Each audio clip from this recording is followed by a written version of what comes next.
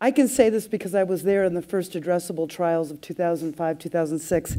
Everyone has been talking about the promise of addressable television for a very long time. It's going to be next year, and then 3 years later, next year, and then 5 years later, next year. Why hasn't it scaled yet? Allison, let's start with you. Why hasn't it scaled? Yeah. Well, I think there's probably a lot of reasons. I think as Mike has his book that he's going to, I'm sure, talk about change is hard and change is difficult. I don't mean to steal your thunder for the story you're going to tell. But it takes a lot of experimentation for people to dramatically change how they operate. But as we learned from Forrester, I think in March or April, they published a report that Jim Nail kind of declared officially that he felt that the adoption of addressable and advanced TV was beyond the early adopter innovator stage and moving into early mainstream. So while change is hard, we are seeing the right signals that it is happening and people are moving in that direction. Right. And Mike, I'm going to put you on the spot just a little bit as a follow-up. You've been on the agency side, now on the supply side with NBCU. Do you see this as a demand side problem, a supply side problem, a problem of both sides? I wouldn't call them problems so much. I think there's some challenges. Now, there's technical challenges just about how premium video television content is delivered right now. In pretty much every case, at least within NBCU, where we can deliver an impression on a single impression IP basis, we can do dynamic ad insertion, which is what this is all about. And that's kind of the ultimate promise. And through FreeWheel, there's probably 700 right now endpoints of where we can have to integrate into to be able to do that. But it can be done. However, having said that, still the lion's share of the impressions, the ad impressions we deliver, are not delivered that way. Over 90% of the impressions are still delivered in a live, linear fashion. So from a technology point of view, that's going to require a very different solution than simply having an endpoint integration through FreeWheel. It's going to involve programmers and distributors, MVPDs, virtual MVPDs, coming together both to solve for the tech as well as the business rules. And we are a business of legacy. Media has been bought and sold in the same way for as long as any of us have probably been in the industry or even alive. And it's hard to change that, but the will is there. We see it from a demand point of view. We approach it from a data and advanced targeting. We think that's real, that's growing tremendously. Addressable is one tactic in terms of being strategic about data and advanced targeting. I mean, I think what started to happen is addressable became its own strategy. We don't see it that way. Addressable should be part of a broader data, tech, advanced targeting strategy that, where applicable, can plug into optimizing a linear campaign and doing audience buying across every platform it can. So we're excited about the future. We don't want to hang our hat on just that one area. We see that as plugging into a much larger, better strategic way of delivering on our clients and the agency goals, and it will continue to grow over the next couple of years.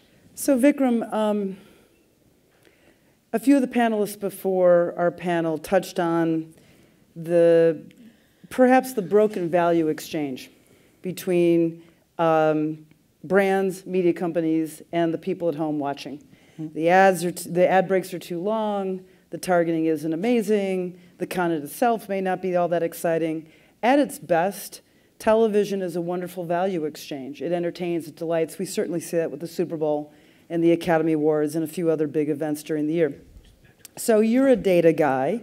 You spend a lot of time thinking about what is optimal value, what is efficacy. Is it, is it that marketers and agencies and the supply siders aren't properly explaining and educating the market that this really is a game changer as it relates to value exchange?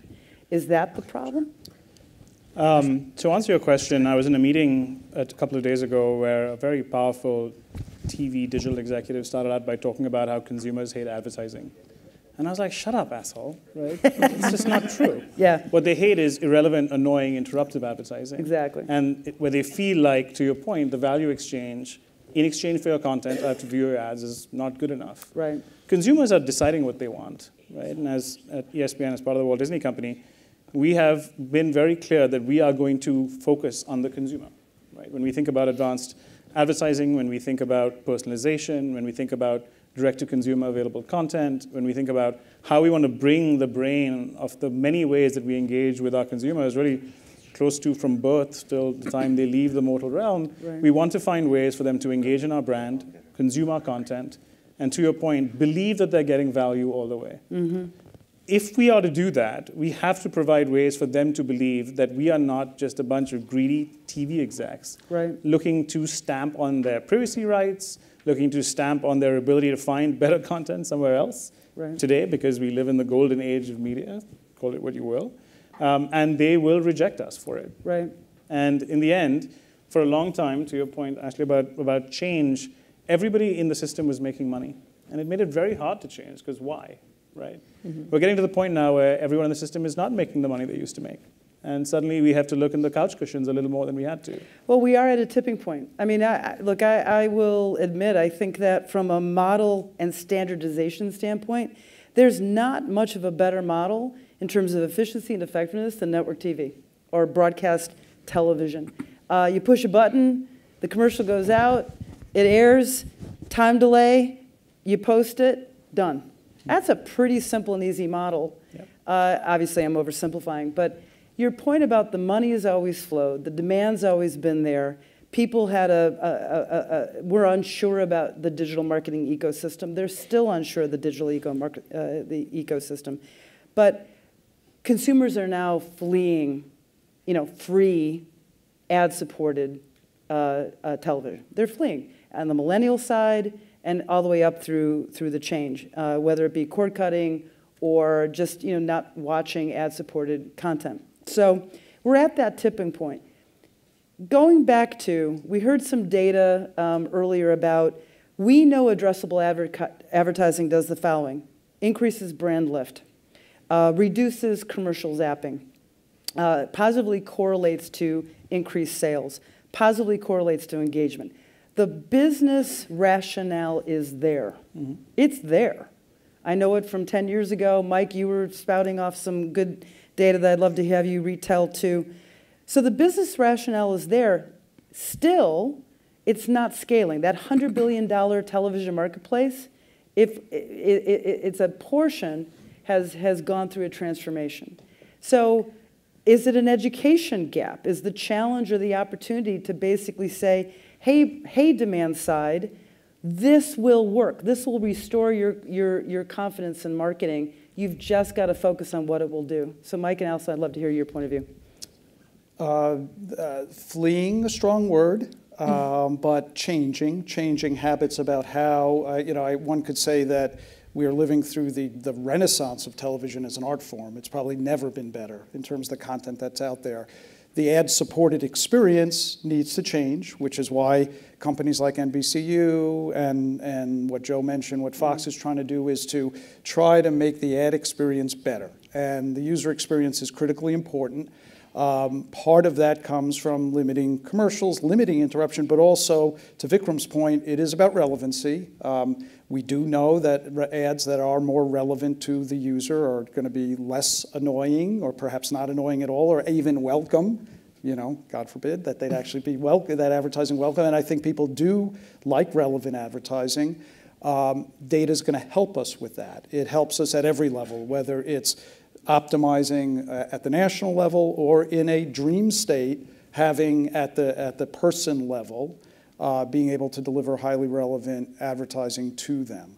So I think we're trying to learn from what consumers are telling us, trying to make sure that the model, the marketplace model, reflects something that both works for the marketer and actually the customer, which is a rare thing. We always think, all right, this is about data targeting. We get together and it's like, how are we going to solve for targeting and find those consumers and blast away at them? But actually, this is one of those rare cases where if we do this right as an industry, we actually do something that's good for the consumer, which means that they're going to enjoy their content consumption experience and do better for the marketer because the advertising will actually work harder. That's incredibly beneficial. Usually it's an either or. Usually we have to pick our poisons. This is actually something that if we can come together, and that includes marketers, includes agencies, includes both programmers and distributors, to understand that, yes, there are some existential threats to the current way ad-supported premium storytelling and video is being delivered.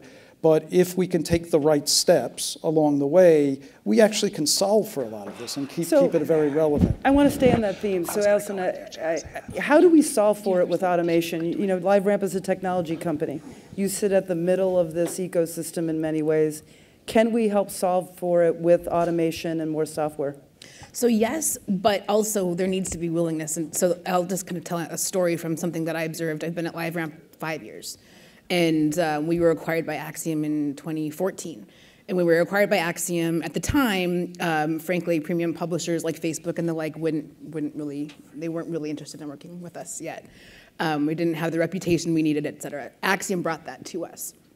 And so we were in the very early stages of powering Facebook custom audiences and every other premium publisher out there that has the like. And at the very beginning, when we first started working with them, they wouldn't let us put them in our tools so that clients could self-serve. Every single time they wanted a match rate or account request, we had to go ask them permission, and this whole crazy thing. And it's very similar to what I'm seeing now working in the TV industry. Today, because it started to ramp up and became such a larger part of their business, because brands started adopting it, because they were able to prove effectiveness, and they realized to really make it scale and grow, they had to allow for the automation. The automation is there. We're willing to build it. We're willing to do it. But everybody has to get comfortable with relinquishing a little bit of control. The ultimate thing is, I think advertisers really want more transparency. They want more self-serve options. They want to be able to do stuff themselves. They don't like everyone grading their own homework. So yes, automation and all that good stuff can help here, but people have to open up and be willing to do it. Right. I think there has to be some standardization without necessarily there being a monopoly, but that's a whole other story, and we'll get to that in another panel. I want to touch on direct-to-consumer really quickly with Vikram. Disney's been quite vocal and very strategic in announcing that it is going to be a direct-to-consumer content company. I believe you're in the direct-to-consumer unit, which is clearly sending a message about what you're intended to do. There's obviously a number of other players in this space: Roku, Hulu, Google's YouTube TV. How are you thinking about direct-to-consumer? Do you think that is an enabler and a driver of addressability and vice versa? Just briefly, what's your thoughts from Disney's there? point of view, it is how can we find all the ways that consumers want to consume our content, whether it's through the pay TV world, we've done very well there, whether it's through DTC, whether it's through the new DMVPD environments, where again, we've seen some amazing uptick in terms of the content we produce. Bob's been incredibly focused on being the best producer of premium content in the world. One of the joys of sports is no matter where you go, you will get advertising. Right. So in those situations, why not make, whether it's DTC or through pay TV, why not make sure that advertising is as relevant and necessary as it needs to be? Yeah. So we don't necessarily discriminate between all our children. We feel all those distribution mechanisms make sense. We can't put our heads in the sand and say we should not go down the DTC route because we've done very well with pay TV and very well with digital. We have to be open to what consumers want us to do. So we've done that. And again, to the point you're making, I think the Disney company has said very vociferously, we will pursue a global strategy. We will look to new forms of content that we can buy, acquire, or create. Right. And we will find every way that we can possibly syndicate that makes sense for us as a company while treating our partners fairly. Yeah, no, that's great. Wonderful. Thank you very much, guys. Terrific.